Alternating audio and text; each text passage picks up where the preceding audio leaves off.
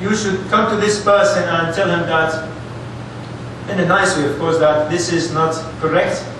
The niyyah is in the heart, you have this in your heart. You don't need to pronounce that, and doing this is against the sunnah of the Prophet ﷺ, because we don't have any proof whatsoever that this is the right way. And intention is a kind of ibadah. It is one rukn of almost any ibadah, is to have niyyah. So it is a part of ibadah. And ibadah is tawqifiyya, it has to be received from the Prophet ﷺ directly. You can't come with something and you say this is ibadah. You can't, because this is what we say. That's why the first hadith, the hadith of إِنَّمَا الْأَعْمَالُ بِالنِّيَّاتِ, is judged by the second hadith of Aisha. مَنْ عَمِلَ عَمَلًا لَيْسَ عَلَيْهِ أَمْرُنَا فَهُوَ رَدٌّ. Whoever does anything that is not on our way, that is the way of Islam, the way of the Prophet ﷺ, فَهُوَ رَدٌّ, then it is rejected. It has a different wording with the same meaning. So, that's why the first one is judged by the second. And we will see how. Now, any action, we have three cases. In any action, either the action is right and the niyyah is wrong. For example, you can go for salah. You can go for salah in masjid, which is a good action. But your niyyah is what? Showing off.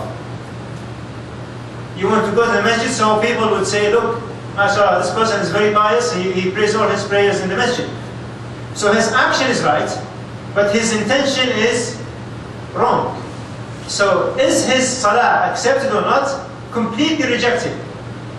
Because, what's the proof? It's this hadith. إِنَّمَا الْأَعْمَالُ بِالنِّيَّاتِ. So if the action judged by the intention, and then this action is, the intention of this action is to show off. It's not for the sake of Allah subhanahu wa ta'ala, it's for the sake of people. So it is rejected altogether. Second case, the niyyah, the intention is right, and the action is wrong. Example. You love the Prophet sallallahu alaihi wasallam. You can't be a Muslim if you don't love the Prophet sallallahu alaihi wasallam. And then you go and you celebrate his birthday. You know, you bring all these sweets and you invite your brothers and your friends, and you have the celebration, and sometimes you have people singing and these things. You know, the intention is that, oh, I love the Prophet sallallahu alaihi wasallam and his birthday is such a great occasion. So I want to be happy because of that. So the intention is perfect, that you want to show your love to the Prophet ﷺ. But the action is what? Wrong. We don't have any proof that the Prophet ﷺ asked us to do this, or that the Sahaba did that in any way. So we don't have any proof that this is the right action. So the niyyah is right, but the action is wrong. Is it right or wrong in this case? It is altogether wrong. Because as Al-Fudayl bin Iyad said, in order for any action to be accepted, it has to follow two standards. First, it has to be sincere for the sake of Allah subhanahu wa ta'ala, and second, it has to follow the sunnah of the Prophet sallallahu alaihi wasallam. These are the two conditions that judge any action. Any action with one of these conditions not implemented, then the action is rejected. And these are two examples. While we have the third case is the right case. For example, you do salah, you go to the masjid and you pray, and your intention is you please Allah subhanahu wa ta'ala and follow the sunnah of the Prophet sallallahu alaihi wasallam. So this is, the intention is right, to please Allah subhanahu wa ta'ala and follow His commands, and the action is right, which is salah. So now this is what we are looking for. This is the right thing to do. And that's why we said that the second hadith judges the first one because of this, because of the second condition. Any action has to follow the sunnah. If it doesn't follow the sunnah, it doesn't have any grounds, then it's not accepted. So this is what we meant by niyyat, and this is what we meant when we meant it is half of Islam. So this is the first technical point about niyyah. Now, Second point is hijrah. Hijrah. We said that hijrah technically means to leave the land of kufr and shirk and go to the land of iman.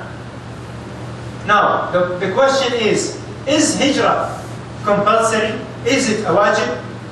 Or is it a sunnah? Or is it mubah? Generally speaking, it is sunnah muakkad, highly recommended sunnah. But of course it differs. It depends on your situation. So, if you are in a place where you cannot do your Islamic rites, you cannot pray, for example, your wife cannot wear hijab, in this case, it's not a sunnah, it is a wajib. You can't stay. You can't stay, unless you have no other choice. Like you're too poor, or you're surrounded, or you have other occasions. But the thing is, if you cannot do your Islamic rites, Islamic acts of worship, then you must leave that place and go to the place of Muslims. Now, if you can, for example, you are in a Western country, and you can do your salah, and you can do anything, it's up to you. No one will have any problem with you. And you can come to a Muslim country. In this case, it is a sunnah. It is a sunnah. It is recommended to come. Sometimes it's makruh, and even sometimes you have to stay. Example, you are in a Western country, and you are well-grounded. You are, mashallah, very, very firm and pious. And you are the only knowledgeable person in the area. And Muslims need you there. And da'wah needs you there. And alhamdulillah, you are not tempted by all these temptations there. Is it recommended to come here and leave your country or stay there?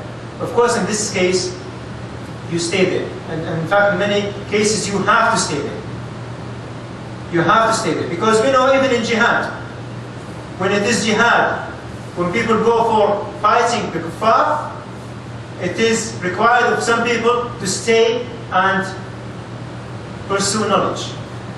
So if you are in a place that requires your staying there, in this case, your staying there is either highly recommended or even wajib. So it depends on your case. It depends indeed on your case. Of course, the mentioning of this hadith that man hajara, whoever migrated for a worldly matter, or a wife or a woman to marry. Of course, we have a story at the time of hijrah, where a man wanted to marry a woman called Qais, and she said that you cannot marry me unless you migrate to Medina. And so he migrated to get married to this woman. Although this story is well founded in many books, many scholars say it has many ways, but all the scholars say that there's no connection whatsoever to this hadith. So this hadith just mentioned that because it's just migration is one of the greatest acts, and that this great act is also judged by the niyyah, as well as all actions. And this is what we see here. If migration, which is one of the greatest acts of worship, is upon the right niyyah, then it is a great act. While on the other side, if it is for something worthless, then it is also worthless. Now with niyyah, we differentiate between two things. First, with niyyah, we differentiate between different acts of worship. So niyyah can be dealt with when we talk about acts of worship, ibadat only. Ibadat and mu'amalat. That's it. Because this is what we said. Like it differentiates between salat al-dhuhr and salat al-asr. Between siyam, nafl, voluntary, and siyam Ramadan, wajib, or qada Ramadan, ila akhir. بينما the salah, the obligatory salah, or the sunnah salah. So this niyyah differentiates. The same act. You can go now and pray 2 rak'ahs, for example, and these 2 rak'ahs are say it is the sunnah of Maghrib. Or you can pray the same action. You can do it, and it is, for example, you are doing for Fajr. You forgot that you missed Fajr. So now you remember that you missed Fajr, now you want, you go and you do Salah. So it's the same act. Of course, we're talking about announcing, because usually you recite audibly, but it is a sunnah anyway. So it's the same act, but the niyyah differentiates between it. So you cannot go and you say, okay, I just did 2 rak'ats after Maghrib, so you know, khalas, no need for Fajr anymore. You can't say that, because your niyyah judged your action. And this is the core matter of this hadith. The other thing is that the niyyah differentiates between general actions. A simple action that is not mere ibadah, that is not shir ibadah, can be ibadah by niyyah. Example, Ibn Abbas used to say that أحتسب نومي, that he used to consider his sleeping as an act of ibadah, because he has this niyyah that I sleep so that I wake up and pray, so that I strengthen my body for ibadah and for doing good deeds. Same thing for eating and drinking, for example. It's one action. You feel hungry, you open the fridge and you eat. This is an action. It is mubah if you eat something halal. Now if you sublimate your niyyah and you say, well, I eat so that I reserve my being, which is required of you as a Muslim, because this body does not belong to you. It's from Allah, so that you need to preserve it. So if you have this niyyah that I want to eat so that I preserve my body, and so that I become strong so that I can do jihad, for example, I do knowledge and so on, in this case, this act of eating is not only mubah, it is also ibadah. And you will be rewarded for that. So, as we say, niyyah differentiates between ibadats themselves and ibadat and normal acts. And it can turn, as we said, the act of ibadah itself into an act of riyah. And this is one of the most important points here. Because we said this hadith was mentioned in this and in many books in the beginning to remind us to be sincere whenever we do anything, especially when we talk about knowledge. Because pursuit of knowledge is mere ibadah. So you can't say, okay, I'm going to study fiqh so that I become a judge. So, a judge receives a good salary.